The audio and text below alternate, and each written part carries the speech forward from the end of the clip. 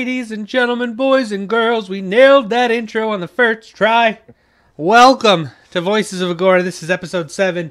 It is May 17th, 2016. This is a Paragon podcast. We cover all things Paragon, folks. Thank you guys so much for tuning in. If you guys are joining us live, welcome. If you guys are listening to us on iTunes and Stitcher, SoundCloud, wherever you may put this beautiful, beautiful audio in your ears, welcome. I am one of your hosts. My name is Another Notch. But guys, I am not alone. Today I'm joined by my very handsome, super talented co-host, Shane Gucher. How are you, my friend? Good. Good. I'm super convinced now. Thanks for clearing that up. All right, we're going to move right on. But guys, the Gooch and I are not alone. We're joined by a very special guest. This is a community member. He makes awesome YouTube content. This is Marcan. Marcan, what is up, dude? Welcome to the show. Good. God dang it, we're done. All right, that's it, ladies and gentlemen. The longest episode ever. 4 minutes, we're out of here. I'm doing well. I'm excited to be on. Should be a fun night. I hope so, man. So you make YouTube videos. YouTube videos. YouTube. They're not YouTube quite one. YouTube. They're YouTube ones. It's a small They're website. approaching YouTube. Right, It's right. right there. It's a small website that's on the internet. Yeah, it has a YouTube. Y at the end. There is a YouTube. I'm sorry, youtube.com. So how long have you been making YouTube videos there, Marcan? I actually started making YouTube videos like 3 years ago, maybe even longer ago than that. And yeah, I started out with just like as a hobby, just every other type of game there is. I'm big into shooters and every game, like we were just talking about Zelda. So I started making those, and then it kind of went into League of Legends because my friend Kestrel just kept hounding me to play that. He's actually in the chat now as well. Hello. And hello. And then I played that for like years, and my channel kind of morphed into League beginner guides and champion guides and all that. And then I got into Paragon and loved it. And now I'm making Paragon guides, beginner guides, and hero guides, not champion guides. That's right. Well, we will jump more into that here in a little bit. But how long? When did you first get your taste of Paragon? OT2, I think the same time you did. Oh, Yeah. you're an OGer, man. Exact I same am an time as me. OG, OT2. Wow. Yep. Yeah. Gooch is left out. It wasn't until OT10, I believe, when I sent him a little It was friend. 8. It was 8. That's right. I was like, hey, I got something in the mail, and I want you to play this game with me because big things are coming. Right? And that's when we got the Gooch in. But OT2, man. So you've seen the game change I have. a lot I always liked it. Like I was from always day one. in it from day one. I mean, there was Yeah. obviously issues. Like Rampage was a little overpowered at one point. Yeah, he's not overpowered anymore. He's no, perfectly yeah. balanced right now. Yeah, he's perfectly fine. Perfectly, But, perfectly yeah, I've seen balanced. it all. Seen it all. Do you remember when Sparrow had to slow on her hail of arrows? I do. Oh my god. It was so Yeah. good. It was fantastic. That was a thing? That was a thing. It was That was a very big thing. OT1 to OT5. Her hail of arrows had a slow, and it did almost as double the damage it does now at max level. My god. And that was her escape. That was actually the escape they had for Sparrow. And they removed the slow, and they half the damage. And holy bag of donuts, man! That thing would, if you got caught in that slow for more than a second, come late game because she was way more powerful. Can I interject? Yeah, go ahead. The best type of donuts don't come in bags. They come in little Oh my baker God. boxes. That was it was just the Didn't you just finish your chicken? Yeah, why don't you relax there? I'm thinking about dessert now. God. Donuts, there's a Krispy Kreme not too far from here. But guys, what we're going to do right now, we're going to jump into the news. It was a very, very slow news week, but there was some awesome news this week. We got our State of the Game 2 this week, and that is Steve Superbill. He is the game lead director for Paragon. Decided to post a little blog, and guess what, folks? He Bro. happened to mention this small little tournament that Gooch and I have been running. What? Gooch? That's pretty cool, man. What? times. Yeah. 3 times. We did Three the hat trick. times. What Hope you don't happened? hear science stuff today. I'll try my best. Like, were you not blown away by that? I was very much blown. Even though I mean it was just this like brief in passing sort of like thing, but it still was very flattering Yes. to see that someone of that capacity in Epic gave us a little shout out and linked our Twitter, and it's I mean that's awesome on so many levels that it obviously gave us recognition, which is always nice Yes. as someone who's trying to build a brand and all that stuff. Right. But also just that Epic not only acknowledges our existence, but is helping promoting our existence. Maybe not promoting, but just exposing. Well, I mean, Yes. they're very into all the chats as well. Every Agora's Rising, there's always some type of Epic member in there. I mean, what a guy. That's all I got to say. What a guy. What a guy. No, Marcan, that's true. I mean, we're very lucky. We have analytics teams. We have replay guys. We have KL, who's the lead community manager. He's always hanging out. Right. Gives away codes every now and then, too. He gives away codes or not. It's really cool. I don't know, because you do YouTube, and I'm not sure. So, for example, a lot of the people I've met in the Paragon community I've met them from the community event. Did you? I know your answer to this, but we'll talk to everybody here. Did you head to the community event? Were you invited? Were you able to go? Yeah, KL actually invited me, and I wasn't able to go, which sucked. Right. But it's kind of one of those it is what it is things. And then I saw the pictures and highlights from it afterwards, and I was like, oh, Ah. yeah. Oh, that's good. And That's then- the sound and then I would you make come too. back- Yeah, you come back with about 400 codes to give away and all that. I was Yeah. like, I missed out. But Notch is giving a but lot here of I codes am away. now. So You are here now, and so I actually KL kind of gave you our information, and that's how we started talking. A couple weeks ago, you sent me your gadget guide. that's right. Which is a ton of fun. But I digress. I want to talk more about the news, because not only did we get mentioned, but Marcan, whole there bunch was of awesome stuff. there was a whole bunch of. I'm gonna start with Marcan on this one, because I know if I start with Gooch, he's gonna go on for 7.5 days. Probably. They mentioned matchmaking changes, and the big one that they showed was the draft system that they're gonna put into place towards the end of open beta. Did that blow your mind? What are your thoughts on the draft system that they say showed? towards the end of targeted, it says near towards- open yeah. beta. It says near, yeah. So the Yeah. end of closed. Right. Right, That's my fault. I apologize. I read that Exactly. wrong. But yes. I mean, I think it's gonna change the game so much, because you look at any other MOBA besides for Heroes, but Right. we don't talk about Heroes. No, let's not talk about that game. You can actually build your team comp based on the opposing team, and you can have your rangers, in this case, your casters, and your tanks and supports, and it's kind of just a shit show. I mean, how many games have you gone into now? Can I say shit show? You've said it twice, so I mean, I can't stop you now. I mean, how many games have you gone into that you have a Gideon, an Iggy and Scorch, a Gadget, and then a Murdoch and And a then win Twin in Blast? 10 minutes. Yeah. And then right. Every time. Right, and it's and it's one of those things, or you just run your team comps can just be awful. So actually knowing what your team needs and what you can do to actually help your team, because I mean, me as I guess an above average to average player, I'm not gonna get 20-2 scores and carry the team deathmatch game. Right. But if I can fill in a role that my team needs that will help us win, I mean that's what I'm all about, and I can't do that in this game. Yeah, you right really now. can't. You can't do that now. But this is the thing. Now, Gooch, I'm gonna head over to you, because Hello. we've mentioned it a couple of times. This isn't a draft mode for ranked play. This isn't a draft mode for a competitive level. This is a draft mode for anybody. When you start Yes. playing this game and you go into a quick match, this is just what you will see. We're going to be introduced to draft very early on. So it hopefully teaches teams how to understand. I mean, if you look at the picture, it says tip, team lacks damage dealers. So maybe as a hint, you pick a damage dealer. But I mean, is that what are your thoughts on that? The fact that this isn't just for rank play, this is for everybody.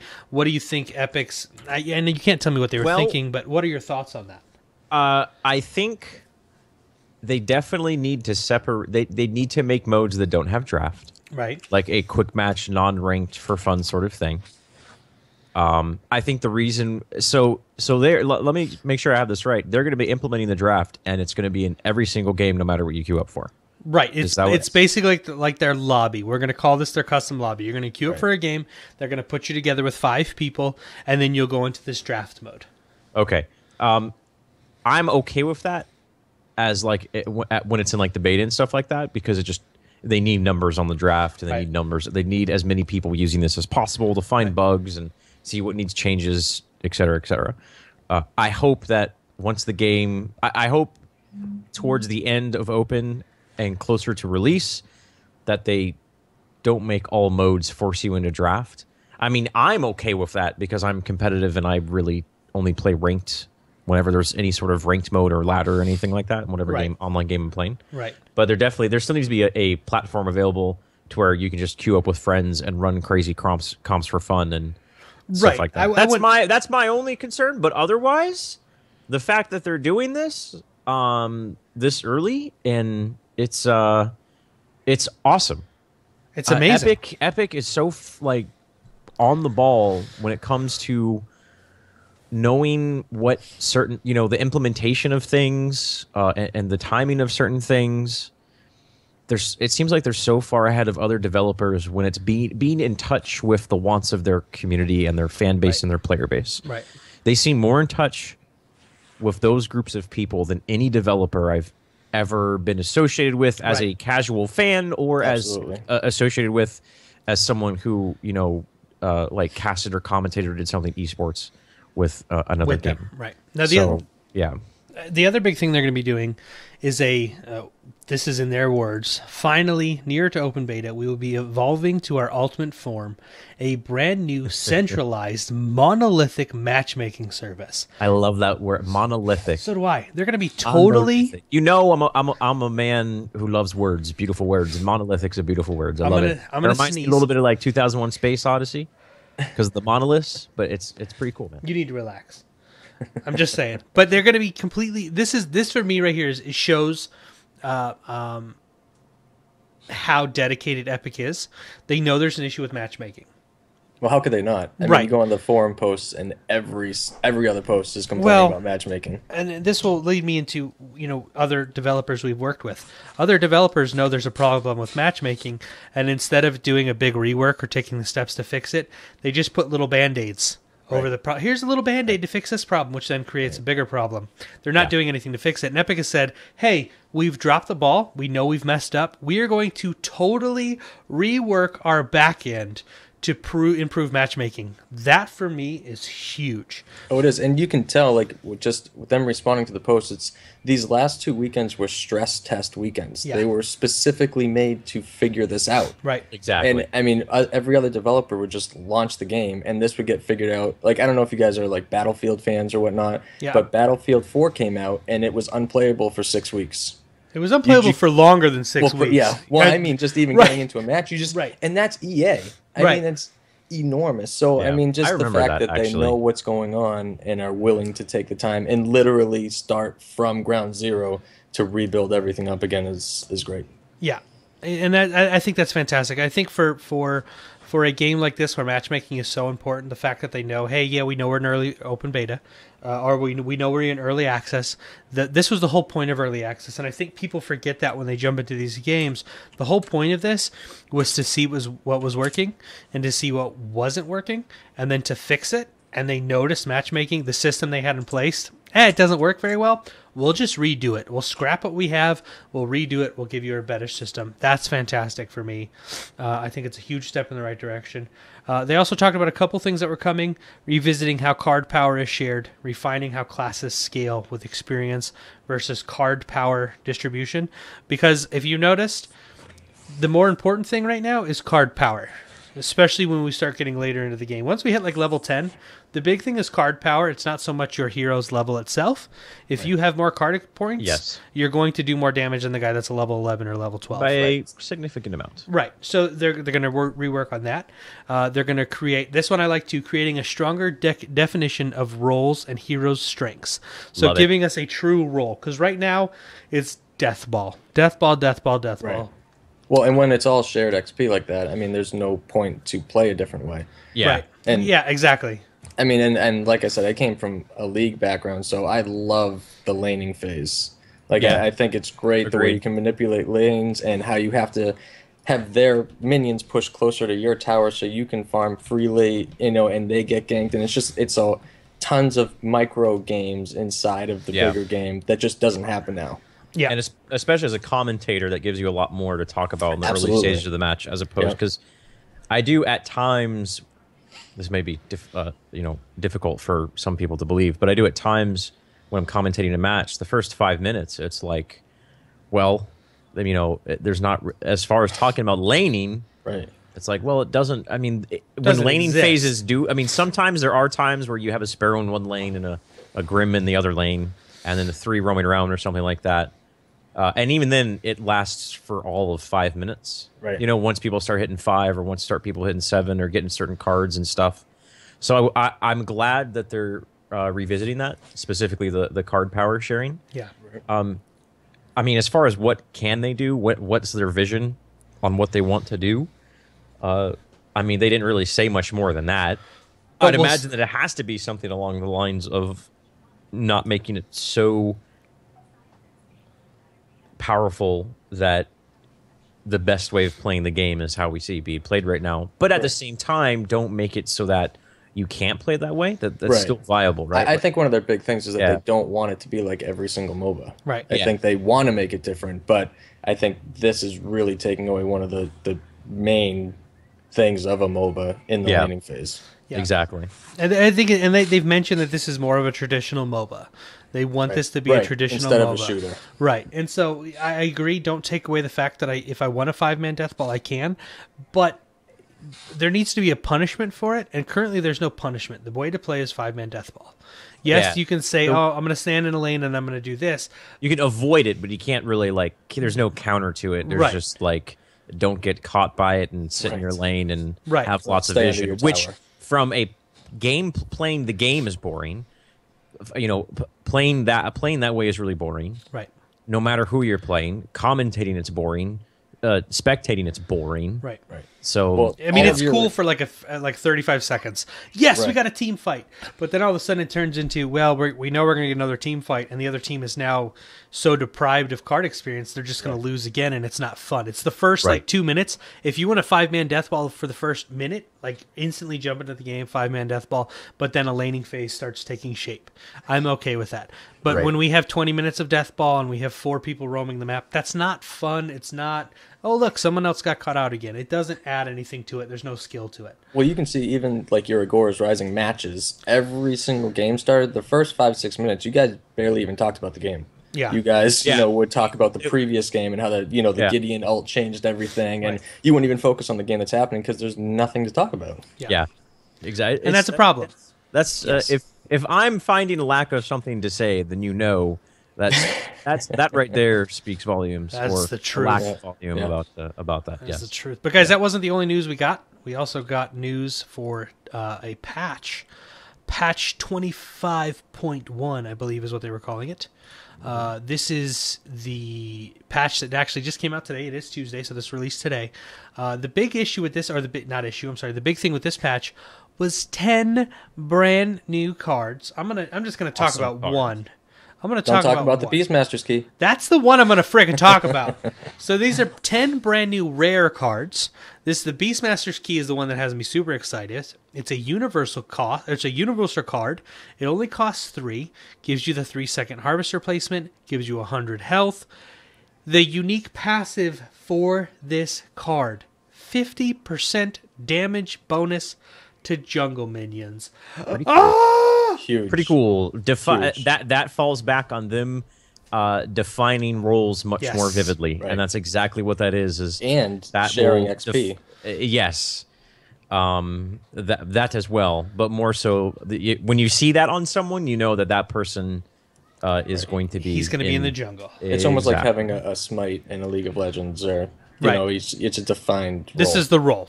I'm going to put this on Fang Right. Mao, or I'm going to put this on this Rampage, and I'm going to be jungling. or I'm this gonna be Kalari. Oh God. So I mean, it actually is a buff to Kalari because the one Yeah, place she can technically. go in pubs and she can actually jungle better, even though she's not supposed. Right. Yes. so this is the thing a lot of people have been saying, and they're saying it in our chat right now. They said it on the forums. So we're just gonna make minion jungle camps easier to kill, so the death ball happens faster. Yes. That's not the first time I've seen that. That is not the reason for this card. This card is coming in to help define roles. Once we finally see the card experience change, because it's going to happen, and 4 people roaming through the jungle, and the death ball is no longer going to be viable for more than a minute or two. Because More than likely, we don't know that for sure. I'm going to even say if 100%. even if we did know that for sure, we still wouldn't say that we did know it for sure. I don't but know we it for don't. sure, but I'm Right. going to tell you, I'm almost 100% the death ball will be killed when the card Yeah. experience change comes, and it's because they want to see a traditional MOBA. It's not. I haven't talked to KL. KL hasn't given me insider information. Right. Yeah. This is what I want to see happen to the experience. Card experience sharing is the first two players get 100%. Third and fourth player get third Yeah, player. there's a breakdown of like how many people Right. are around. Like if Right, it's two right. people around, then it's still 100. But if it's three, then it's 80 per person, 460 per person, Right. something like that. I think And- that would some structure like that would make the most sense. Yeah, so I feel like that's what's going to happen. Yeah. We'll see when it does, but I do feel like they're going to hurt this. They're going to hurt this some way. But guys, out of these 10 cards, what is a That's card? not the one I'm most excited about. Okay, well, Gooch, we'll start with you. What card are you most excited about? I'm most excited about the Tempest Pearl one. What does it do? That's- So that's the rare active. It costs 6. What kind of card is it? It doesn't say order, so it's order. Okay. It gives you 7.6 energy damage, whatever. It gives you 22 energy armor, cool.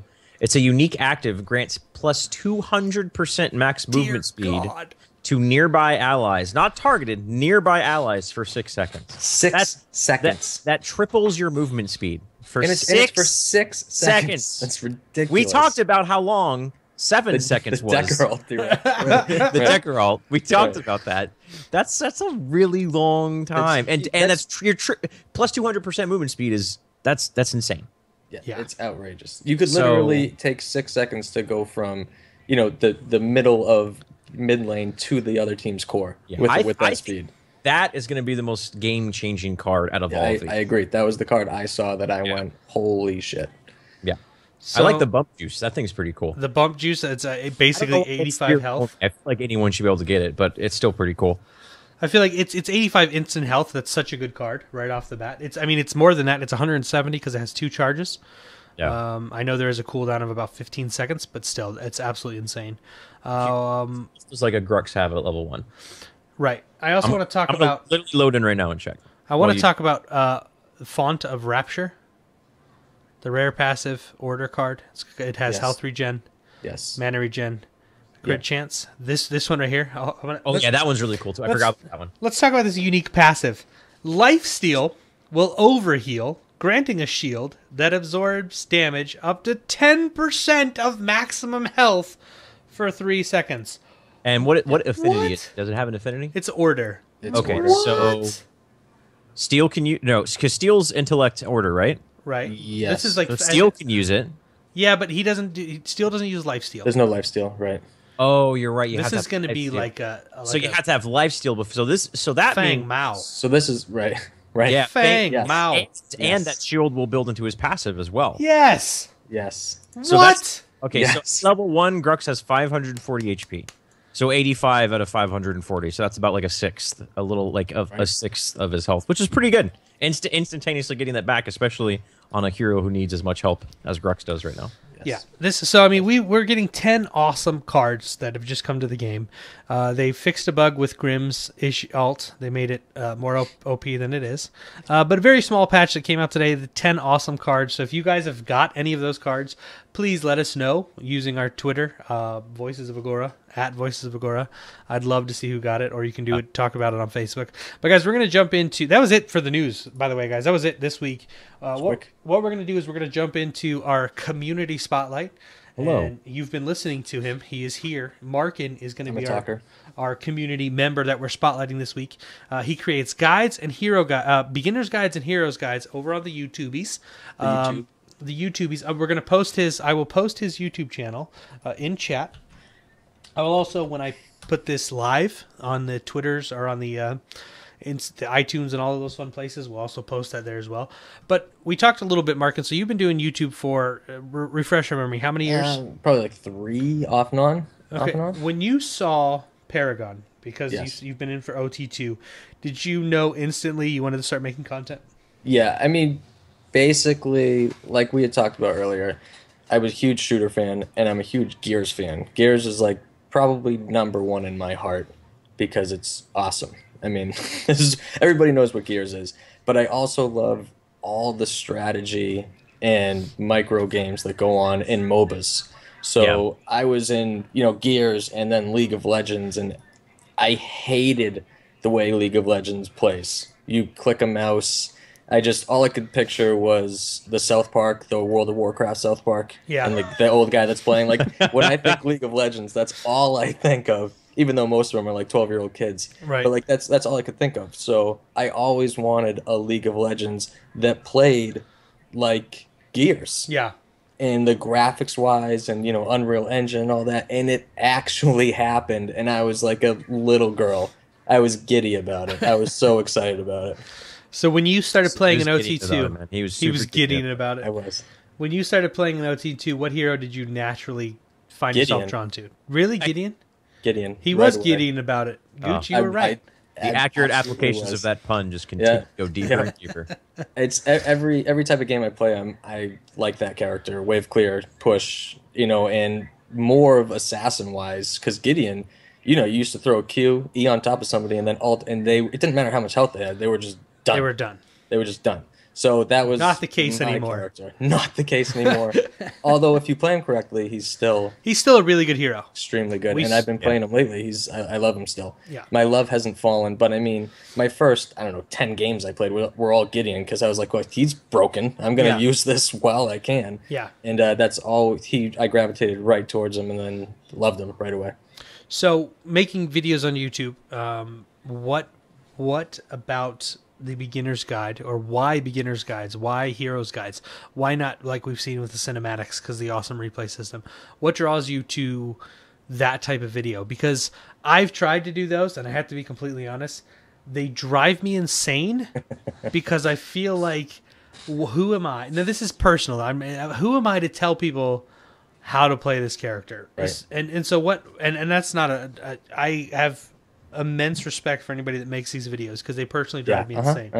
But why that kind of video? What made you want to do that type of video? Well, when I first started playing League, you just look at the screen. Like if you watch a competitive League match and you have no idea what's going on, you literally have no clue what's going on. You Right. have people screaming, there's graphics going off everywhere, and that's a MOBA. If you don't know what is happening in a MOBA, you're done. Right. Like you literally can't do anything. You don't even know what's happening, never mind trying to do anything. So when I made like shooter content, which I still post shooter content, but when I actually like really gravitated towards that, I never did guides or anything. I just did gameplay and commentaries and stuff. But when I first started playing League, I'm like, I have no idea what's happening. So after, the 6-8 month learning curve, I was like, I really want to help people learn to play this game Right. because it's so hard and so confusing. It's so simple, but there's so much to it. And that's the same thing with Paragon. It's a MOBA. It is so confusing if you don't know what's going on. I mean,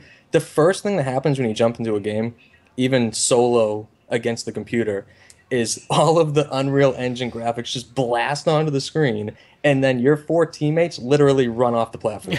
Like Right. everything just happens so fast, and you're just alone, and it's under 2 seconds, and you haven't even touched a button, and Right. you're alone, and everything is happening. So, Yeah. I mean, that's why.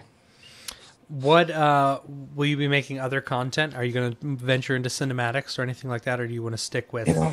I love graphic design. Like I do all my own like intros and my channel art and all that stuff. Right. But I feel like just like you guys, married, children, I feel like it takes so long to do one of those videos Right. where I can Yeah. when I usually make a guide, I usually type out the points that I want to talk about, and I can make a guide recording wise in like 10 minutes, and then it takes me another 20 minutes to edit because all of my overlays and everything are done already that I've made in After Effects, and I can kind of whip them out quicker, and the more you make, the better you get with them. Right. So it's just easier for me to make videos like that instead of the huge cinematics that'll take weeks and possibly months to make, and Right. I don't have the patience. So what has been the hardest guide for you to make? I've seen your Iggy and Scorch. I've seen your gadget one. Yeah. Out of the guides you've made so far, what's been the most difficult one? The most difficult was my generic how to play Paragon for beginners. Yeah. And I just did it last week, and it took me. I sat down on the computer for like 2 hours because I wanted to do it live so I could move the hero around, point to the core, point to the inhibs, laning, all that, and do it live. And it was like 2 hours, and I just finally said, I'm done, and went and just sat down and watched TV with my wife. And then it was like, midnight, I was getting ready to go to sleep, and I'm like, you know what? I'm just going to try one more time. And then I did it that next take, and it was just running into constant issues where I would go to explain what happens when minions push a tower, and there'd be no minions anywhere near a tower. Right. Because I'm playing a live game. So then I'd have to wait 15 minutes until the minions were near and then try and talk again. It just wasn't happening. So it's just more and more and more and more, time and effort into that. We're going to kind of venture off into something else here because you're making hero guides. Is there a particular type of hero you would like to see Paragon put in the game? That's a good question. I know. That's why I get paid to do this. We don't get paid. I wish. You get paid a lot.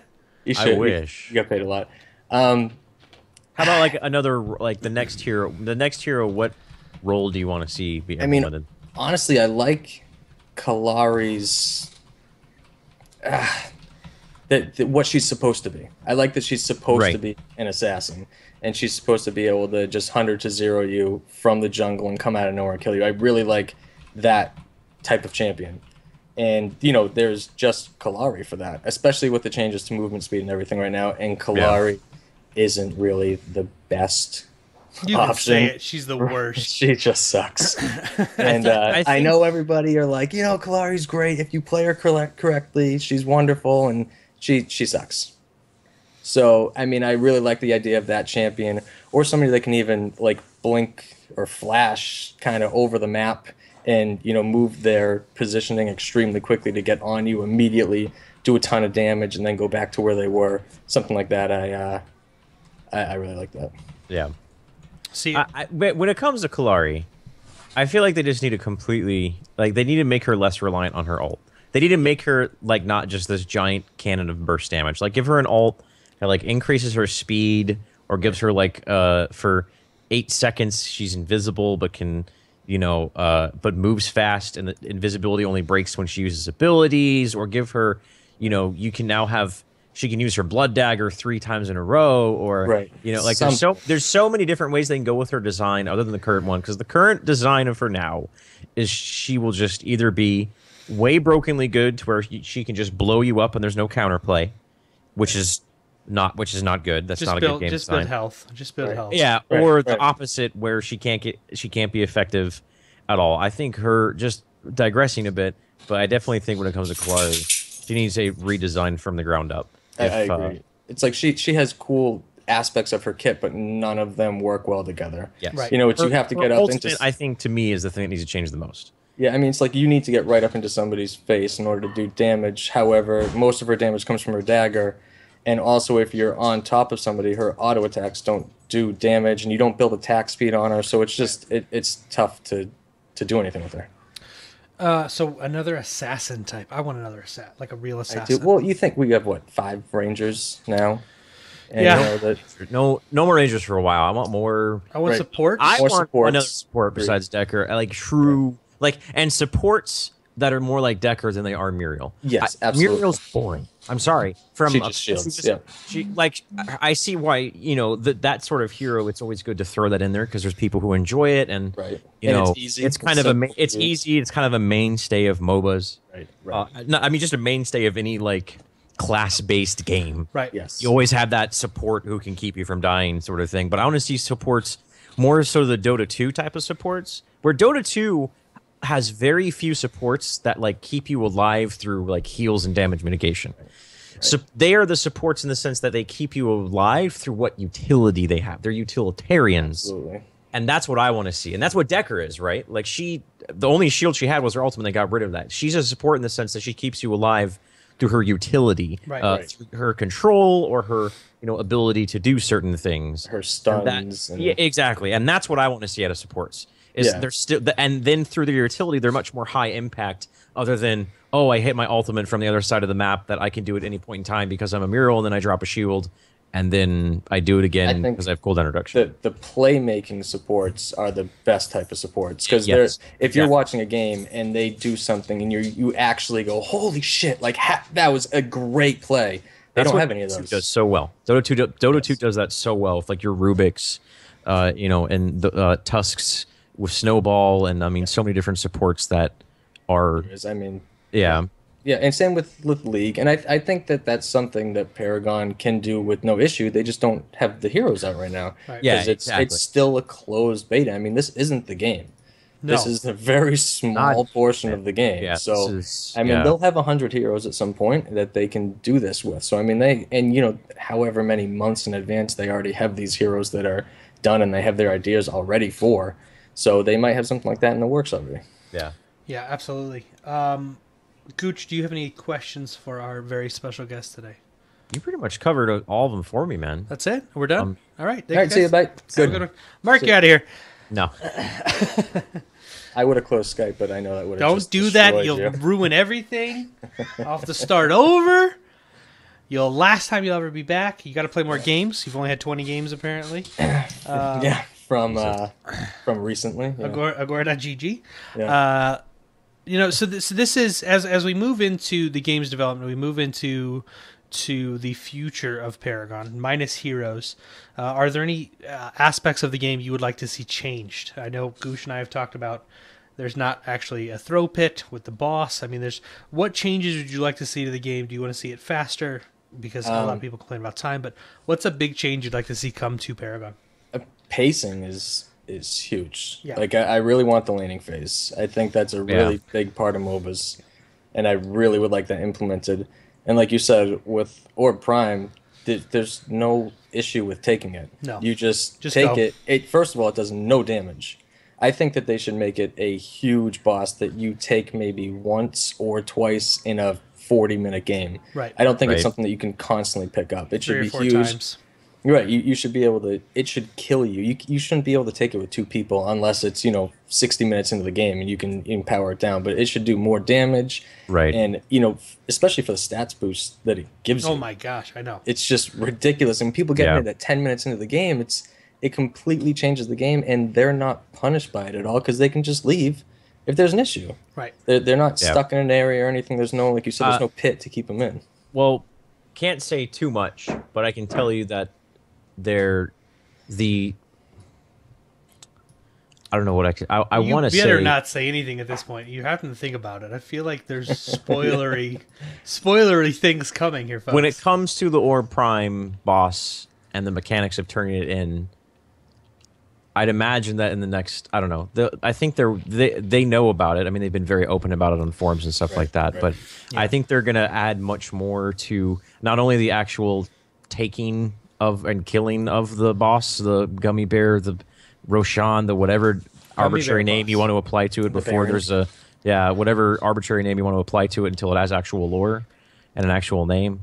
Right. They're going to change that, but they're also, I think they're going to change the way the turn-in works and like I really stuff like like the that. turn-in so. aspect because no other game has that. You I just think the take it tournament and you're aspect done. is great. I think that's awesome. I think it's great that just Yeah. because you killed it and you got the last hit, if you Murdoch it from across the map, you don't just automatically get it. You still have to go pick it up. And Yeah, I turn. agree. I think that's awesome. Like a But there's- channeling time or something like that. Or, There needs to be either a channeling time on the turn in. There needs to be, especially with heroes like Rampage. I mean, just being able to walk in. There's a lot of changes that need to come. I think taking it at 10 minutes in the game with 2 heroes is a little bit absurd, and then you get like 300 extra damage, And it which lasts is for how long? 3 minutes. 3 minutes. I mean, that's you have that's 3 a minutes long to time. turn it in, and then you have your prime cards activated for 3 minutes. 3 minutes of God tier. Right. It's So just it's crazy. Yeah. yeah, I will not disagree with that. So And guys, what would be cool is if they introduce new prime cards as well, different types there's of only prime 3, cards yeah. as well. But that's You're getting entirely one. that's entirely different. But that's yeah. later on down the line. Oh, yeah. So, guys, that is our community spotlight, ladies and gentlemen. This is Marcan. He makes awesome YouTube videos. Again, we will post those on our Twitter. We will post those when this goes up on iTunes and Stitcher. I will post that in the chat. Again, I believe I have it here. There is Marcan's YouTube page. So, Marcan, thank you for coming in. Again, with these community spotlights, guys, Absolutely. we want to bring people in who are doing awesome things for the community, making really, really, really good content. Marcan is Are you our first guest? No, we had Toby on.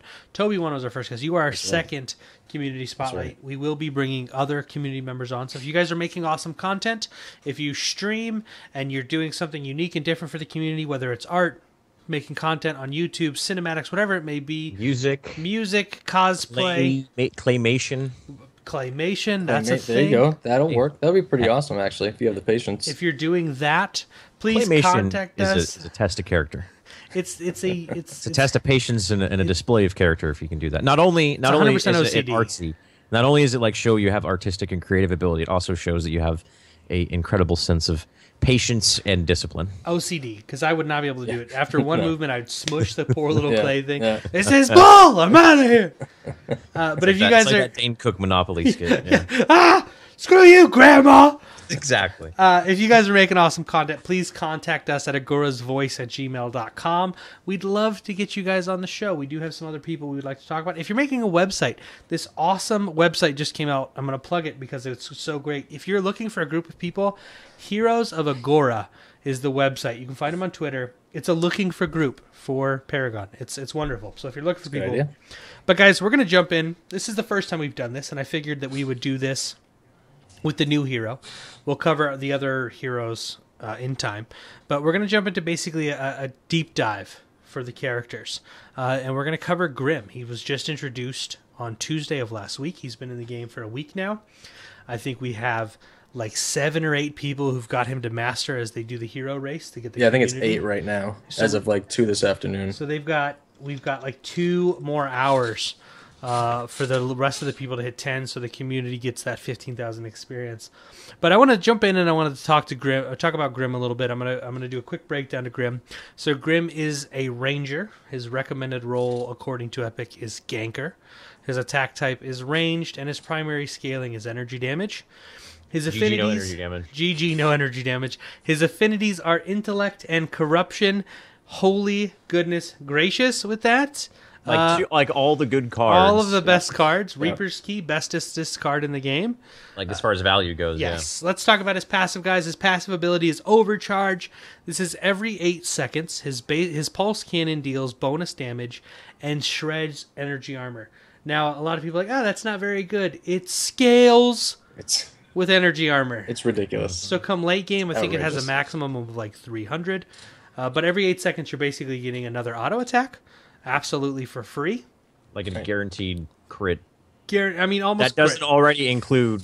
It doesn't you can crit include with it already. Right. Right. It doesn't And that's include one of Very those- front load, big damage bursts. Yeah. And that's one of those... Yeah, we'll talk about how you build them. Yeah. If we had a laning phase, that's something that you would totally work around. You would trade based off of when your passive was up. Right. Exactly. And it's yeah. just beast in lane with that. Yeah, absolutely. And he would just destroy. His basic ability is Pulse Cannon. He fires a blast from his ranged Pulse Cannon. On his right mouse button, you have Deflector Shield. Grim activates a Deflector Shield that lasts a few seconds. It blocks the next incoming ability. That's the key word here. I see people complaining that it doesn't block everything. It's strictly abilities. If this block is successful, he gains some mana. So the big thing with this, and we saw it a lot during our last tournament, is it can completely negate a steel ultimate. It can completely negate a GTFO from an enemy Grim or a devastating blast from a Murdoch. What? This is this ability that, if used properly, will either save your life. It can save teammates' life if you're jumping in front of a GTFO, but it can also keep you from being stunned by a steel ultimate, and that in itself, rock. a rampage Yep. stone, right? Yep. That in itself is huge for a hero. The fact that you're now taking... Epic has talked about being able to outplay or being able to use abilities and in some sort of skillful way. This isn't just an ability where I pop it. It's like a shield wall, which there's a lot of skill behind a shield wall from steel, but I don't just throw this up and everybody's protected. This protects me, and if used properly, can turn a team fight. And it doesn't last long either. Oh, So you lasts have seconds. to be good Yeah. with timing it. You can't just walk into a fight and have it on and it lasts forever. You have to know what you're doing. Right. On his E ability, we've got Displacement Blast. I'm sorry, his Q ability is Displacement Blast. Amazing. He lobs a Displacement Blast that deals damage in an area and knocks enemies away from the center of the blast. He doesn't just like Murdoch knock him back. He like across the map knocks you back. He will fling you and across it's got a the range. lane. It's up there. It's yes. definitely another ability that we can call Dingle Dunk. Yes. The more abilities in this game they implement that we can Dingle Dunk? give the nickname of Dingle Dunk, the better. It's such a strong ability. Before it was just the status bomb on Decker. Stasis, but now yeah. Now we have 2 Dingle Dunkers. We do have the one thing about this ability that drives me nuts is I've been playing a lot of Fang Mao recently, and I'm learning that I have to use his dash ability differently now. Q. Yeah. But if you get close, if you're a Grux, if you're a Fang Mao, if you're a Steel, if you're a Rampage, I can use this ability. I can knock you away and give myself time to get back into travel form. Plus slow them. Plus, yeah, right. Plus slow them to make sure they don't get away. Right, which is his next ability, Suppression Mode. Segue into Suppression Mode. This is a big one here. I've seen a lot of people complain about the mana on Grim. Turn Suppression Mode off. This is an activated ability. This is an ability, if you hit your E key, you turn it on. You get a cool graphic around the barrel of your gun. It lets you know that it's activated. And what it does is it modifies this pulse cannon to apply a slow on hit. But again, this is an activated ability. If you do not turn it off, if you get it up to like level 3... Where's my mana? Yeah. I have no mana to do anything. I don't know what happened there. That was weird. I don't feel like anybody in Agora talks like that. Yeah. But not yet. Maybe they should introduce like a new hero. Like a mountaineer banjo playing. That would be awesome. Like just bucktooth looking, inbred looking. That'd be, I mean, where they can go with art is a discussion we'll have on another day. But this, I feel like this if they need someone to do the voice acting for it, there you go. Hire Gooch. They could do the auctioneer. They could do a southern auctioneer. They need to do an auctioneer. Yeah, it'd be perfect. I feel like suppression mode is one of his strongest abilities in a team engagement, and it's underused. And it's definitely underused. Extremely underused. I mean, it's a slow, and it's all you have to do is auto attack, and you can keep it up constantly. You can lock someone down completely with this ability. Absolutely. It's a ranger with the ability to... He brings more to the table other than damage. 100%. He can peel for your team. Obviously not as well as a Steel or a Rampage or something like that, but he still has very clutch abilities that do things other than, hey, I'm here, we can win a team fight because I do damage. There's more to his kit. Because that's pretty much Murdoch. Murdoch's here, we're doing damage, right? Sparrow. Like, when a Sparrow doesn't show up and you're almost dead, you don't get relieved. You're like, oh, I'm still dead. I'm still going to die. Like, I'm still going to die. Right. So, and the thing of Grim is he can actually peel, and there's much more to his kit other than just auto attacks and other abilities that are pretty much auto attacks. Right. So, I really like that, and I hope they continue that trend of adding more to heroes' kits other than just, I mean, those type of heroes need to be in the game. Right. But I'm glad that they're getting a little bit more. But they already are.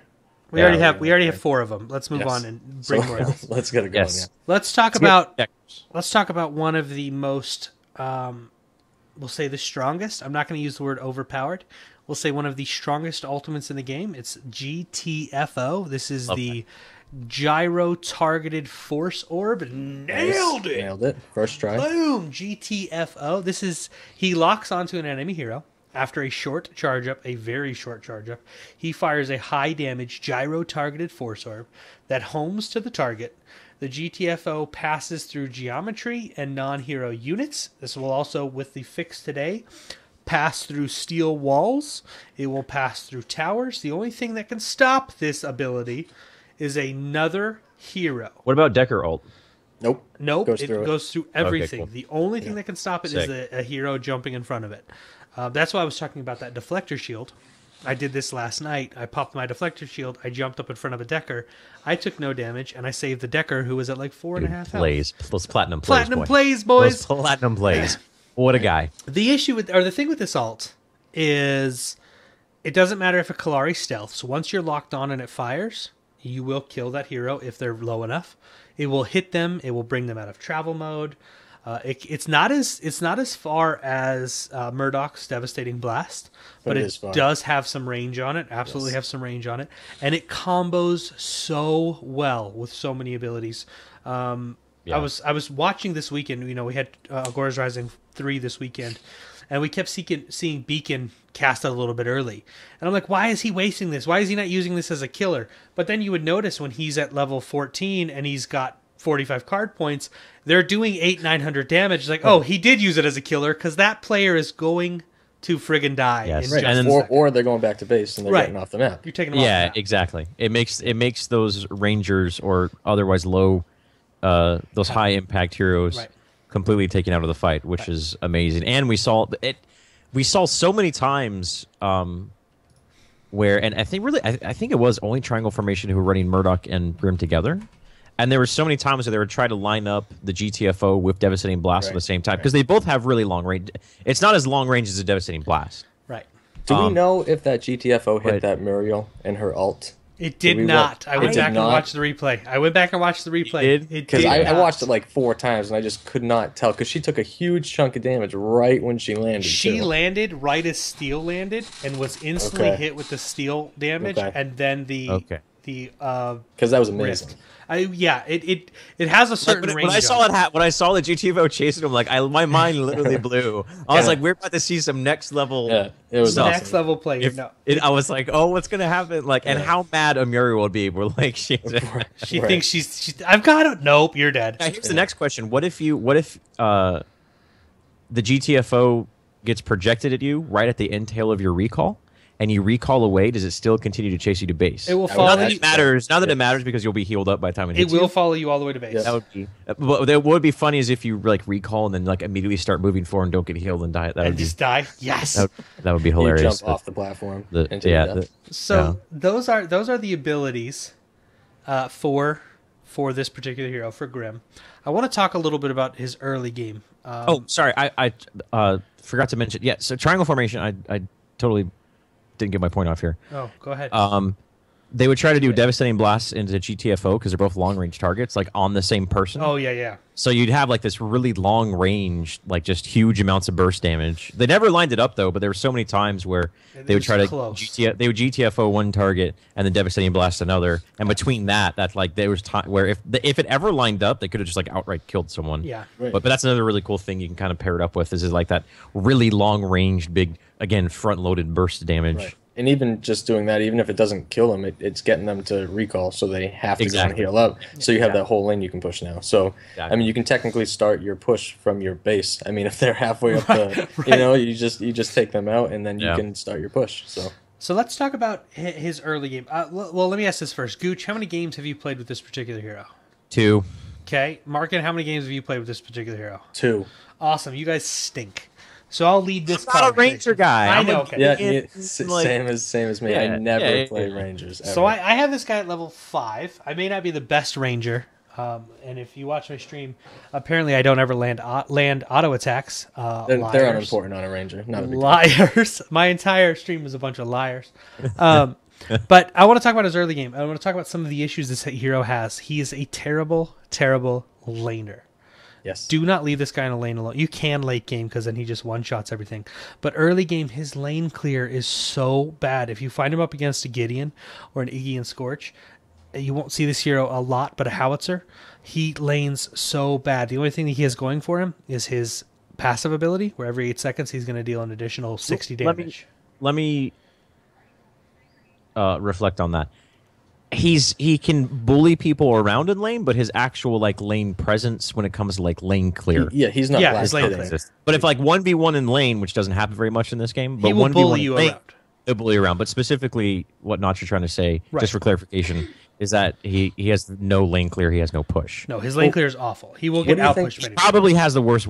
I think he does have the worst lane clear in the game, with the exception of maybe like Kalari. Right. What do you think about Epic classifying him as a ganker though, and not a ranger? I feel like that's they classify him as a ranger, but they're saying his main role should be ganker. Right. Well, I think I was looking at his little rundown, his spotlight today, and I don't know if they changed it because I didn't see it before, but it says his role is a ganker, and then he's a ranged champion. So I don't know if they want him played in the jungle because, I mean, level 1 you get your Q, and with help from the jungle, once a laning phase takes place, you can go into a lane and you land 1 Q and push them back into your lane.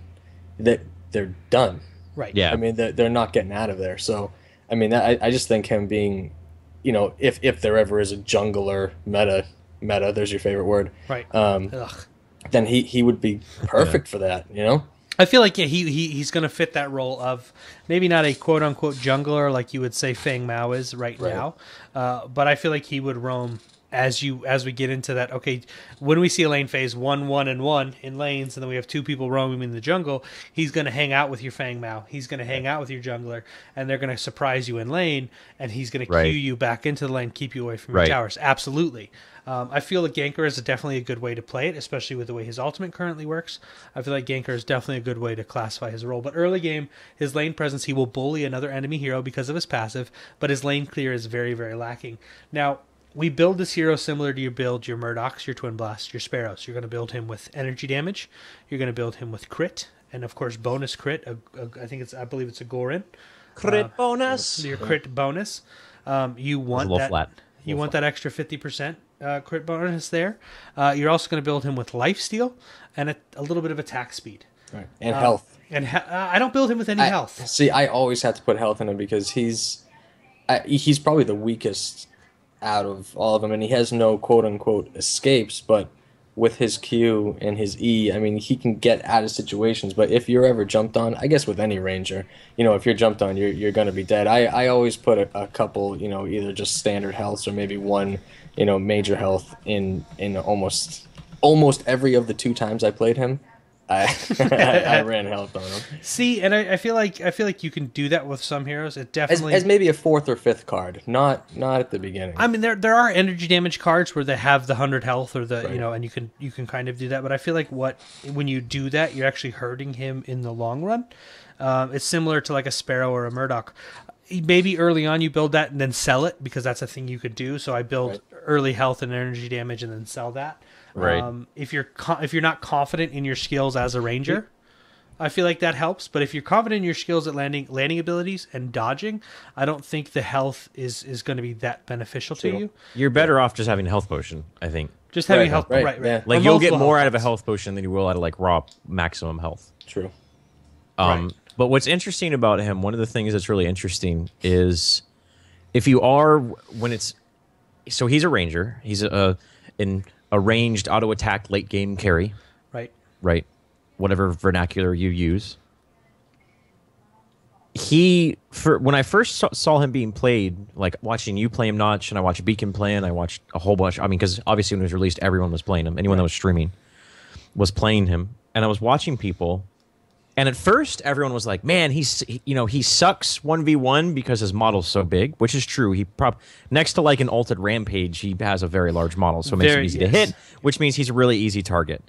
And that's in team fights, that's more of a problem. But when it comes to like small skirmishes and 1v1 against specifically other rangers, I feel like as long as you play it right, you should almost always win because A, you have that guaranteed big burst front loaded damage, and B, you have a ultimate that will always land. And so if you auto attack into an ult like that right there is, I mean, in the late game, if you're 60 card points versus 60 card points, you just kill them like with one auto attack, especially if that auto attack is the burst one and it crits into a GTFO, they're dead. So he's really, I mean, with that, I mean, obviously Ranger versus Ranger late game is very, very volatile and right now very RNG. Basically, it's 100% RNG. It's RNG, but once that problem is resolved, which Epic has again openly addressed that they know crit is a problem. Once that problem goes away, and I think once crit is as not as powerful as it is right now, that Grim, like if you're a Ranger and you see another Grim and you're about to like 1v1 a Grim, you're like, I'm good, bro, because he's just going to hit you one time with his auto attack, and it's going to do a huge amount of front loaded damage with his passive. Right. And then he's just going to ult you, and the ult's going to hit. There's nothing you can do about it. I mean, the only hope late game is to be a melee champ. A stacked Grux, I know he's not favorable right now, or Feng Mao, and you get on top of him, and he doesn't hit his Q. That's really the only way that you're gonna. It's so hard not right. Now, anytime you have a good Grim, like let's say you're a Murdoch, you're like, oh well, I can ult him because he has a big model. Well, he can just deflect it. Right. He's going to any person who has decent reaction time is going to be able to deflect that 100% of the time. Now, I agree and I disagree with you both here because I feel like with the his kit being so large, he is very, very easy to hit, and that there is a 1 second wind up on his ultimate that is too many seconds to land. Can that be off. interrupted? I do Steel not. alt. I do not know. A shockwave. I do not know. I've never had it interrupted because I never do it in a moment like that. I always do it from farther away. Right. I feel like because it takes so long to get off, I don't feel comfortable doing it in that kind of situation because by the time I get it off, I'm going to die. Right. So You're better off getting another auto attack or two. I'm better landing that auto attack because of my lifesteal. When I'm at 60 points, I'm confident in my lifesteal that if I'm landing my shots, I should win that fight. But we're not going to go into an exact build on how to build this character. Your main stats you need to focus on are early game attack, energy damage. And then like 1 or 2 cards into energy damage, and then you build your crit card, and then you start building lifesteal, and then I build attack speed towards the end. Some people will do that different, and they will build attack speed, damage, crit, and then lifesteal. But I like building my attack speed towards the end. Early game, very, very difficult to lane with. He will bully you. Mid game, if you can find someone you're comfortable roaming with, and you know you have someone like a I love playing him with a Rampage. I love playing him with Decker, and I love playing with him with Steel. Anybody that can help support me and keep me from taking damage and allow me to get my abilities off. I feel like he excels with someone who has a stun. He excels very much, and I think most of the carries will excel that way, but I feel like with a Decker, if you can get them with a stasis bomb, that's a dead hero because I can ult them. I have time to ult them. I have time to hit 2 or 3 auto attacks. I've now slowed them. Again, we talked about this. Gooch mentioned it. His slow is a very underutilized ability. It's one of the strongest abilities in his kit. Make sure you are activating that and getting a slow. It will help you win team engagements. It will keep a Muriel close to the enemy team. It will keep a Murdoch where they're supposed to be. It's such a strong ability. And late game, again, he's going to just melt people. He's going to be doing... He's the standard late game ranger. Yeah, he's a standard late game ranger. I mean, I've hit people with my passive ability. In a crit, I've hit people for 1,900 damage. Without a prime card. That is activation. insane.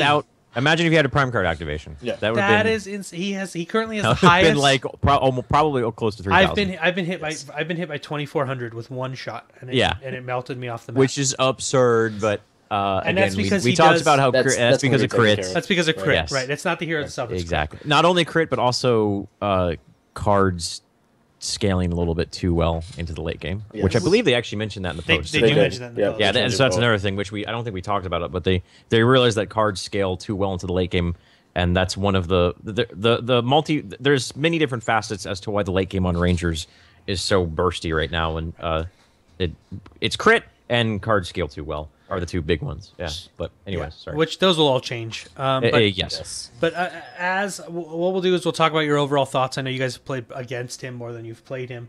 But what are your guys' overall thoughts of this hero? Neither of you are Ranger players. You guys don't play that role. What are your thoughts? Marcan, we'll start with you. What are your thoughts on Grim? Was he a good addition? Do you feel like he's overpowered? He's Murdoch 2.0. Before we go there, he's Murdoch 2.0. He is the on paper. Identical stats as Murdoch on paper. Kits are very, very different, but their scaling is almost identical, and their stats are almost identical on paper. Yeah. But that being said, what do you think of this hero? Do you feel like he's too strong because we have a hero like Murdoch already in the game? Give me your overall thoughts. I mean, he's obviously too strong because every Ranger's too strong with the crits right now. Exactly. Rangers are too strong. Yeah. Yes. So, and I mean, by not default. him as a champion, but I mean, overall as a hero, first off, Epic does awesome jobs on their trailers for the heroes. Oh my god! They're just I love get it, dude. so I love it. pumped up when I'm watching them. The Iggy one was great, and now this Grim trailer was even better. It was just it was just fantastic. So right off the bat, I was like, well, I got to play him, and I think the overall design of him is so cool. I just think he's a cool hero. But in terms of him as a hero while you're playing, I really think his most powerful time, besides for being a ranger, is mid game. When he can roam through the jungle, like you said, with a Rampage, with a Steel, and you can go to side lanes where there's 1 or 2 enemies there, and you land a Q and it blasts them either into your tower or towards your tower, and then they get locked down, then you constantly slow them, and if for some reason they get away, you just ult and they're dead, and then that allows you to realign the whole map and do whatever you want to do, push your waves however you want to. Obviously late game he's a ranger, he can blow everybody up, but I really think that while you have a Gideon or a Gadget, I love Gadget, split pushing and pushing these side lanes, he's really well utilized in the jungle without wards, where nobody sees him, so he can come up to a lane and just completely disrupt you. And also in team fights, if you land a good Q in team fights and you can get their carries, their rangers right on top of your team and get them, I mean, it literally, that's the game. I mean, you can just keep spiraling your lead off of team fights. Yeah, absolutely. Gooch, what are your overall thoughts on this particular hero? I'm gonna address what he did to the game as a whole, not like, because you guys discussed like him as an individual, what he is, what he does to the game. I'm talking about what he does, how he affected specifically what we saw on Agora's Rising, with the implementation of another ranger. As good as him, I think he changed. Like, Triangle Formation knew that 3 rangers are what's better than 2 rangers. A third one? Is it a third one, Coach? And you can't. And so now that means, so there's 4 total rangers right now with him being implemented, and that means that unless 2 rangers are banned out, that in competitive play you can almost always be able to get triple rangers. Yes. And Triangle Formation, they always banned Decker, because Decker's ultimate really screws over triple ranger, because the thing about having triple ranger is that you're positioning in team fights. As long as you're not clumped up and you have your positioned accordingly, you can just win the team fight, because you can just sit there and poke and poke and poke. You will always have better harassment when it comes to 5v5 engagements and standoffs, because you have more rangers. Your late game will always be better. Right. You'll have great laning, because with the exception of Grim, all of them are good at pushing lanes, etc., etc. Right. So it opened up triple ranger compositions to the masses consistently, which I think is overall a bad thing, because rangers are simply too good. And because they're so good, that means by default the warrior plus 3 rangers plus support is the best composition. So that's what he did to the game, as far as when it came to the competitive aspect, is now almost anytime you want, if you want to run triple ranger, just ban Decker and you can run it. Yeah. Right. Even if the enemy team bans another ranger, you're like, okay, there's still 3 more to fall back on, and all 4 of them are still really good. Right. And Sparrow, honestly, Sparrow's probably the weakest, I think, right now, because Grim scales in the late game just as well as the Sparrow does, but he has more impact early on.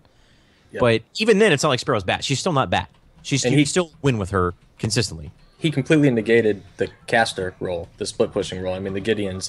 There's. I mean, I know a lot of people played Gideons in Agora Rising, but there's almost no need for a split pusher, because when you're running, you'd rather have 3 rangers than 2 rangers, a Gideon, and then a support and a tank. I mean, that's more of an issue with rangers not scaling well. It's more of an issue not having to worry about rangers, because I know when I see a Gideon late game, I'm just kind of like, oh, this is a Gideon, and I'm going to kill you because I'm going to do way more damage than you. Right. They need to be a little bit more bursty. I'm going to literally stand in your ult and just shoot you in the face. Because I'm going to heal through it with my lifesteal, and I'm going to do insane amount of damage. So that's more of an issue with the classes themselves. But I mean, adding him as another ranger in a time where we didn't necessarily need another ranger. Really good. Right. That's the biggest impact he's had in the game at this immediate current patch / build. Yes. I will say my overall thoughts on this hero. I feel like I've been calling him Murdoch 2.0. I feel like he's a better Murdoch.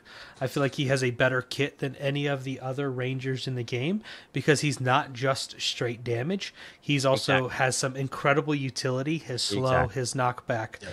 I feel like out of all of the rangers in the game right now, I mean, Twin Blast we'll put into that category, because Twin Blast also has a slow and a great escape. Not so great of an ult, but I feel like out of all of the rangers, this is the strongest ranger in the game because of his kit. And once people finally start to utilize his kit properly with the slow, with the knockback, and we'll see that come with time, and we'll see that come with competitive play taking shape and more people watching how the competitive players do it. I almost said pros.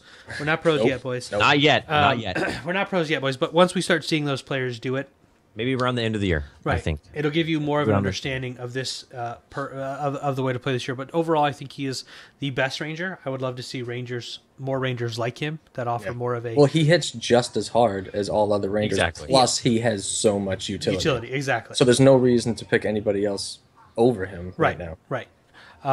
So a couple tips with this particular hero. Timing with his right mouse button is huge. Do not That's his instantly biggest pop thing. it. Yeah. Because if you instantly pop it, it lands for like a second, and it goes away. Yeah. I think it's 3 seconds. It's not very long. So if you see a rampage queue up his stone, don't instantly do it. Wait till he throws Until it. it's on the way. Yeah. If you have enough distance in between you, you'll be able to easily get that ability. And off. that literally will change the entire team fight. Swing and a then, team fight. And then the entire game it could. Yes, absolutely. Depending on how late game it is. So Exactly. it's huge. That's his most important skill to land, I think. Right. Defensively, at least. Come up from the side. It's very hard to land his Q ability. You can lob it, and you can try and get it over them and knock someone back into you. You can dingle dunk it from a distance. But it's a very difficult ability to actually get behind a person and knock the enemy hero into you. One of the things I recommend, if you can come around them, if you can kind of strafe to the side between the heroes and get a clear path or a clear shot behind the hero and either separate the team, knock them into you, knock them away, whatever you need to do. It's one of the best ways to play him. Coming straight on and just shooting, you're going to knock them either to the side, completely away from your team, and you're going to help them escape, or you're going to end up killing your team who's trying to escape. Yes. It's all about positioning with this, with his Q ability, and use his E, but make sure you deactivate it. His slow. When you're done. Yes. Mama, out of these manners. I don't have any more manners. I ain't got more of that blue stuff, boy. Go ahead and why's this happening? I'm going to Reddit. His slow is one of the greatest abilities in the game for this particular hero. Absolutely. It makes auto attacks easier to land, which is fantastic because they're not able to move as fast. So it has multiple uses. Another thing I want to mention, and I just started doing this personally, for certain heroes, especially a hero like this. Oh, I lost all video on everybody. Uh-oh. Really? Oh, it's because it probably defaulted. It does that sometimes. Can you guys give me your video back? I think after a certain amount of time of inactivity, it does that. I've got Gooch back. Please don't tell me my recording didn't stop. No, Video's coming we're back. still here. Look at that handsome profile picture. Wow, that is nice. That is a What are you headshot. staring at? That is a You need Space? You need Headshot. Skype Premium to make a group video call. Go F yourself. You guys are going to be a little bit dark for some reason. I don't know what's happening. Production. Look at this logo. Oh, I really like that. That's So nice. good. But one of the things I'll recommend, if you have an issue landing your the video frames are totally messed up. dude, I don't. It's Don't worry about Close it. chat, It's great. close chat, and you need to expand the thing probably. the chat is closed. And it'll expand the window. You're fully expanded to full screen. Then minimize it. It's minimize. Oh, okay, done. No changes. Is it working now? No changes. It's whatever. It's also It's all good. But what was we I look saying? better this way. What was I saying before I got Landing your interrupted? Q. No, well, your not only E, that, your slows. your slow abilities, but also if you find yourself you're playing a hero and you find yourself having difficulties landing basic attacks, you can actually turn the sensitivity down. I know some people are like, "Why would you ever turn your mouse sensitivity down?" You can actually turn it down a little bit, and it will help you land those abilities. I've turned mine down. A majority of like your recognizable first-person shooter names There we go. run at like super low sensitivities. Oh, there we go. Like a 360 of like Yes. This like a isn't foot Call and of a Duty. half of mouse. Like they literally have to Right. like "Rah," to move. Like low sensitivity when it comes to accuracy and twitch reactions. I mean, there are players like really good first-person shooter players that run with super high sensitivity, but a vast majority of them run with like lower sensitivity than most people would expect. Right. I just turned my. I've been turning my Because it helps sensitivity you hit down. scan, and you just got to get used to it. And stuff I've been like turning my sensitivity down. I think right now I'm down to 0.48. And it starts at like 0.80. I mean, it's very high. So I definitely turn it down. Right. But, those are just some tips and tricks for this particular hero. The guys, this is the first time we've done this. I want to say thank you to Marcan for being here. I know he doesn't play Ranger class, but he did bring some quite a bit of insight. Also, Gooch. thank Powerful you. insight. Guys, as the first hero rundown, tell us what your guys' thoughts are. We want to get the community more involved. We want to get you involved on Twitter. We want to get you involved on Facebook. Tell us what you think of this hero. If you've been playing him, what are your thoughts? Do you think he's too strong? Again, you can do that at Voices of Agora on Twitter. Our Facebook is Voices of Agora. Please, please, please tell us your thoughts on the hero. So that was our character breakdown. Next week we'll be covering a new hero, which I say next week, Saturday, we'll be covering a new hero. But that's the show right there. So wow. I want to say, this wraps up the episode of Voices of Agora. Thank you everybody who watched us on Twitch. If you're listening to us in iTunes, if you're listening to us on Stitcher, wherever you're catching us in podcast format, thank you guys so much for hanging out. Please give us those reviews, those 5 stars, guys. 5-star reviews. Please head over to those. It helps us out tremendously. Yes. It doesn't have to be a 5-star. Just it could be a 1-star. Tell me what you don't like about the Gooch and I. But we're used to that, better. But we do like the 5 stars. It makes us smile. Rate 5 stars and then give us a negative feedback in the comments. Ew, right. Stop right. it. Get the good rating, but just leave your negative comment. Right. That's totally a reasonable thing to ask. If you guys want to chat with us, you guys can head over to our Facebook page, facebook.com/Voices of Agora. I just found that today. Perfect. You can also follow us on Twitter at Voices of Agora. If you guys have any questions, if you want to be featured in a community spotlight like we did with Marcan today, who makes awesome guides, by the way. I will post that again. We will post that on.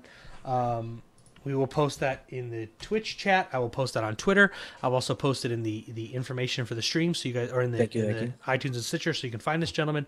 Awesome videos. But if you want to be spotlighted, if you have any questions, if you have any concerns, if you think we could do something better, head over to or email us at agorasvoice@gmail.com. Gooch, I'm not going to start with you. I'm going to start with Marcan. Marcan, tell the wonderful people of the internet where they can find you, my friend. I'm pretty simple. You can find me on YouTube and Twitch. Marcan3308. Here, I'll put some scribble in the chat. That's my name, Marcan3308. I'm in most of Notch's streams as well at night. So I'm always chatting it up in there as well. So YouTube channel Notch just linked up there. I usually post like 2 videos a week. Since Paragon's come out, I've done maybe like 3 or 4 a week because I'm just trying to pump out the content. But I'm trying to stream as much as I can as well. I have been, like I said before, been off and on with the YouTube and streaming, but the last 6 months or so I've been pretty much at it, so I've been streaming a lot more the past couple of weeks as well. So follow me on Twitch, sub to me on YouTube. If you're looking for guides or content, I do how-to videos, guides, I do highlights from my streams and everything like that. So if you're looking for Paragon content, do all of the things for me. And Gooch, where can the wonderful people of the interwebs find you, my friend? You can find me here on this channel bi-weekly. What's that thing we do bi-weekly? At the Agora's Rising events. The fourth one has already been announced. Yes, it has. That's right. And I saw a little place awesome on there for non-pro, quote unquote, teams as well. Yes. Is that something you want to dive into right now? I will in a moment. You can find me on Twitch at my personal channel, which I probably will be using less and less as time goes on, and transitioning all the content to a dedicated Agora's Rising Twitch channel, which I'm setting up and everything like that, because we're slowly transitioning the brand into its own sort of thing, as opposed to using our own personal channels. Right. The podcast will always be here. Podcast will always be on Twitch. Podcast will always be here. But we will eventually be transitioning everything to the own brand, just because that's always a good idea. All the tournaments will be on in Agora's Anyways, so you can follow me on my personal Twitch channel if you want. I'm probably not going to be doing much with it other than just testing stream settings. Which is so much fun to watch, guys. It's so much fun to watch. Let me tell you about that 20 minutes. Go to twitter.com/Shane Goocher. And that's where I am very active on Twitter. Very, very active on Twitter. I compulsively check it like 20 times a day, probably. Because it's there, like you're on your phone and you're like sitting on the can and you're like, oh, I'll just check Twitter real quick. If you're sitting on the can 20 times a day, you need to go see a doctor. No. Like you're sitting, are they short visits? You're sitting at a red light. You're like, Twitter. Now we're illegal. Now it's illegal. Gooch, right. This is a family-friendly show. We should have ended the show a couple minutes ago. Sitting at a red light, which means you're not moving, which is non-moving. But you're also not paying attention to the road. That's right. if long What as if, your what if phone, there's a troop? What if there's a troop of Girl Scouts that walk right in front of you? ability to multitask to look at your phone and not keep an eye on the light, then you probably shouldn't be driving in the first place. Anyways, That's a good point. Twitter.com/Shane Goocher. That's the main one, man. That is the main one. But yeah, talking about the first Agora Open. Yes, that's a new thing that you wanted to do, Gooch. That's a new thing. What is the Agora Open, Gooch? What is this? So it's basically an open event that anyone and everyone can sign up. The top 8 teams are from Agora's Rising can't play in it. There's no reward. It's best of ones. It's just a weekly thing I'm gonna do. A weekly thing I'm gonna do. Just for people to sign up and have fun and play. You know, if it's just you want to get a group of friends together and play, more organized events. If you're a newer team and want to test the waters, if you're still like a team that can compete with like a more amateur sort of team, you're in Agora's Rising consistently, but you're struggling to make it towards that past 8. It's another environment. It's a little less stress sort of environment, less alienation. Anyone can sign up. It's all about just getting in there, having a good time, having fun. And that's its main purpose. So it's like recreational recreational event is the best word I can associate it with. So, but the sign up, it's the exact same. I mean, I'm running it. I'll be solo casting it. Notch might join me when he can. But he's obviously a very busy man. So that's and you can sign up for it at the same the Reddit post which I posted today. So if you guys are interested in that, I'll post it in chat. Make sure you guys are checking it out. It's just the challenge.com/Agora Open. Agora Open. That thing. Yeah, Agora there we go. Open. That's You got the it, boys. Nailed it. Got it, boys. As for me, ladies and gentlemen, you guys can find me on Twitter at Notch Plays Games. You guys can find me on YouTube at Another Notch Gaming. You can find me 6 nights a week, ladies and gentlemen. Twitch.tv/Another Notch. I do this full time. Any support would be totally awesome. I love streaming. I love having the community in here hanging out with us. As always, guys, keep it positive. Until next time, we will see you guys in Agora. Here comes this epic outro. Let's see if we can land it first time. First try. Here we go, boys.